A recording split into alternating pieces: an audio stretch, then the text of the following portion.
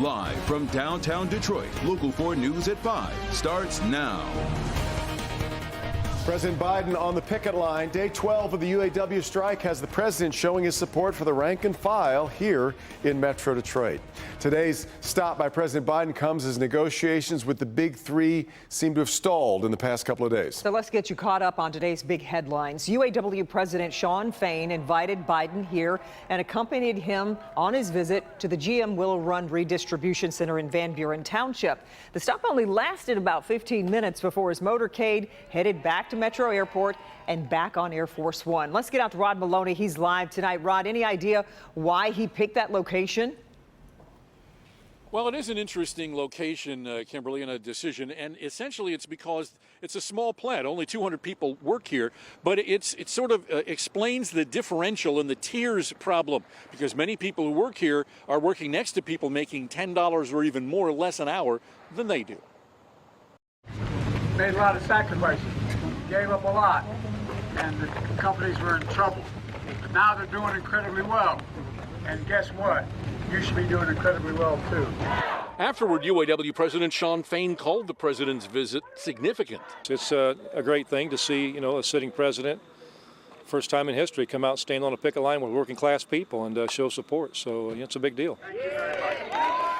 Equally impressed were UAW members who attended the event. Just for the president to come to the picket line, that's just unbelievable. UAW Local 174 member Adrian Mitchell shook the president's hand as he exited his limo, believing political pressure can help end the impasse. I hope so. I can't look into the future, but I believe he'll probably push the big three to get back to the table and try to get a fair deal for us. Janae Davis is a member of UAW 1248, the Centerline Mopar parts operation. She too met the president. It was an amazing feeling, honestly. And sharing Mitchell's optimism. Do you think he'll be able to help get a deal for all three? Well, I hope so. A couple of miles away at the Michigan Assembly Plant, they picketed today, thinking the president might come out and visit there too. He didn't. And that was just fine with UAW Local 900 millwright Steve Woods, who pointed to the president's Keystone pipeline order. Eliminating 8,000 union pipe fitter jobs. His first day in office, he couldn't wait to sign and eliminate that permit. So he's not all about union. So the next question out here is, where are the negotiations right now? And as things stand, they're still moving slowly, and the progress that had been made by Ford may remain, but things have kind of slowed down. Shawn Fain talked to us a little bit about that this afternoon, and there is some concern there. He says, as things stand right now, we're going to be out here for a while. Back to you. Well, in fact, Rod, I'm wondering, did he talk much about the holdup from what seemed to be progress with Ford specifically, right? Yeah, last Friday you'd have thought that they were on the doorstep, but right. Apparently they're not. And one of the things that he pointed to was the Marshall plant, the plant that Ford said that they're going to stop building on. We're going to have more on that coming up on Local 4 News. That's a fascinating development, too. All right, Rod. We move now to a dark and troubling new revelation in the kidnapping of newborn twins last month in Livonia. Today, the three adults charged in the case appeared in court for a preliminary hearing that went on for most of the day. So let's get to Sean Lay. And Sean, the mother of those twins, came face to face with the people charged with taking them. She did. Let's get everyone into this courtroom to show you what happened here, what prosecutors laid out today as a very real kidnapping plot. Tears for Jaslyn Morgan as she relives August 24th, the night her 14-day-old twins were kidnapped from her hotel room in Livonia, seen in this new video. Morgan's call to 911 played in court.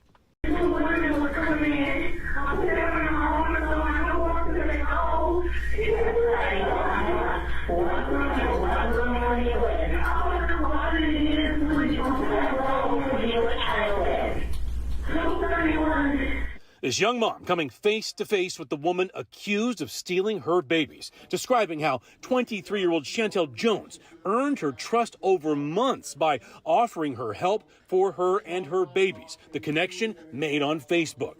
She inboxed me asking if I needed anything for the twins pertaining like baby items, because she had some items that she wanted to give away. While Jones was offering help, Morgan did not know that Jones was posting to Facebook that she herself was pregnant with twins. Morgan, her twins, the twins' father, were at the Quality Inn in Livonia because the day before, 2 women and 2 men armed with an AK-47 tried to break into their home while the couple and the twins were inside. Morgan did not suspect Jones, who continued to offer help. She invited her to her hotel room. Video shows Morgan going to the lobby to get a pop, trusting Jones to be in the room with her twins. Cameras capturing her twins being taken. I entered the room and instantly I noticed that the twins are gone. What are you thinking at this point? They took my twins. Hours later, Jones' girlfriend testified that Jones came home with twins, saying she just had them with the help of a midwife. A friend called Jones' mother, saying something was wrong. Jones testifying that she saw the Amber Alert and called her daughter. Whose babies? Give them their babies back. Back here live, that's Jones's own mother saying, give the babies back. And also in court today, Curtis Slade, Demetrius Chandler facing charges along with a 16-year-old girl. A judge will decide if this moves on to trial. This hearing, however, not over for a few weeks. We'll have it covered for you when it resumes. Live in Livonia, Sean Lay, Local 4. Just an unbelievable story. Sean, we appreciate it. Well, time is running out to fund the government before the Saturday night deadline, but a group of hard-right Republicans has vowed to block progress on that. And if Speaker McCarthy turns to Democrats for help, that group has promised to start the process to remove him. Pamela Osborne joins us now with a closer look at what options for resolution are still left. Pamela. Well, Devin and Kimberly, McCarthy has both publicly and privately tried to compel members of his conference to unite around something, anything really, to strengthen their leverage in spending talks with the Senate. But the Speaker is still facing a right flank that would rather see a shutdown than work with Democrats. In the scramble to prevent a government shutdown, House Speaker Kevin McCarthy is running out of time and in a bind. As he tries to appease hard-right holdouts in his own party, he's packaging a short-term funding bill with beefed-up border security. I think that's the appropriate way to be able to keep government funding, secure our border, while we continue to keep government open to work on the rest of the appropriation bills. But many of those hardline House Republicans have vowed to never back another short-term spending plan, and turning to House Democrats for a clean bill without border policy could cost McCarthy his speaker's gavel. Instead of worrying about the Rubik's Cube, about how he holds on to power, if he does what's right for the country, I actually think that will be good politics. In a new video message, President Biden calling out Republicans for backing out of a spending deal reached months ago. It's time for these Republicans in the House to start doing their job, doing the job America elected them to do. If the government does shut down, paychecks would be delayed for millions of federal workers, even military members who've been protected in past shutdowns. Across the country, Americans frustrated with the dysfunction. Times are really tight right now, and I'm sure every check counts, so that's my concern are for those people. For now, federal agencies getting contingency plans in place for a shutdown that appears inevitable. It's worth remembering that even if the House does manage to pass a short-term spending bill that includes some of those conservative policy provisions, it will likely be dead on arrival in the Democrat-controlled Senate. So a lot to watch still here. What a position McCarthy is in through this. Yeah, it's a tough spot. Yep. We'll be watching it. All right, Pamela, thank you.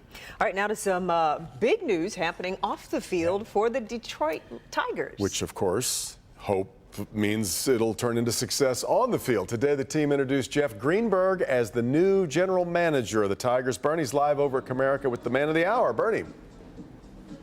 Yeah, Jeff Greenberg, 37-year-old, the new general manager of the Tigers, spent 16 months with the Chicago Blackhawks, and he is here. Welcome. Explain from hockey to baseball and then going back to baseball, which is your first love, I guess, or first place you worked. Yeah, I worked in baseball for over 16 years before jumping into hockey. So great opportunity working in hockey, but baseball's home for me, and it's great to be back. Would it be fair to call you an analytics freak? Analytics freak might be a little aggressive. Like I believe in all forms of information. Analytics plays a part, but so do other things. You went to Penn, Columbia Law School. In the old days, I'm not sure general managers could even spell law school. Now, how much does that help you? It's helped. I certainly don't think it's essential for a role like this, but I think it equips you with a certain perspective, a certain skill set, that I find myself using on a pretty regular basis. You got a lot of credit when the Cubs won the World Series after 108 years. What did you do exactly, or what was done? Because that thing, after 108 years, that city went nuts. Yeah, no, it was an incredible experience. I was a very, very small part of something much larger. But I think it started with a vision. It started with leadership, a real organizational effort from the ground up, starting with scouting, player development, obviously built out a core at the big league level, and something pretty special happened. All right, you just got the job. I got 10 seconds left. You making a deal tonight? No. You trying to acquire anyone tonight? Doubt it. Okay. Well, there you go. Exclusive information. No trades, no acquisitions. Good luck to you. Do great. All right, Jeff Greenberg. Exactly right. All right, Bernie. All about the numbers, man. That's modern baseball. All right, Bernie. Yeah, great. All right, let's move now to the weather. It's been busy today on Exact Track 4D radar. A few showers moving through.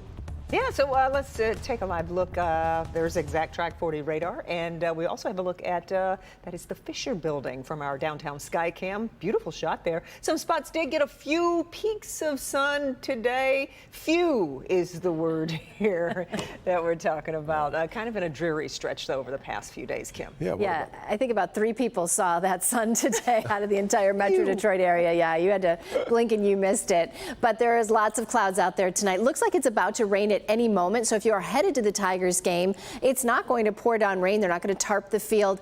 Can't rule out a sprinkle, but the game should be fine. 67 at 6 o'clock, 66 by 7 o'clock, and mid-60s by 10 o'clock. So really not dropping all that much. The only shower activity we have is well out to our west. So we're not expecting any widespread rain here in Metro Detroit this evening. Just from the clouds, there might be a sprinkle, but that would be about it. 65 in Mount Clemens, 66 in Pontiac, also Metro, and in Ann Arbor, 67 in Howell. Tomorrow, pretty much like today, only just cloudy skies. Shouldn't rain throughout the day. It should be dry with a high of 67, but warmer weather and sunnier weather right around the corner. We'll talk about that in a few minutes.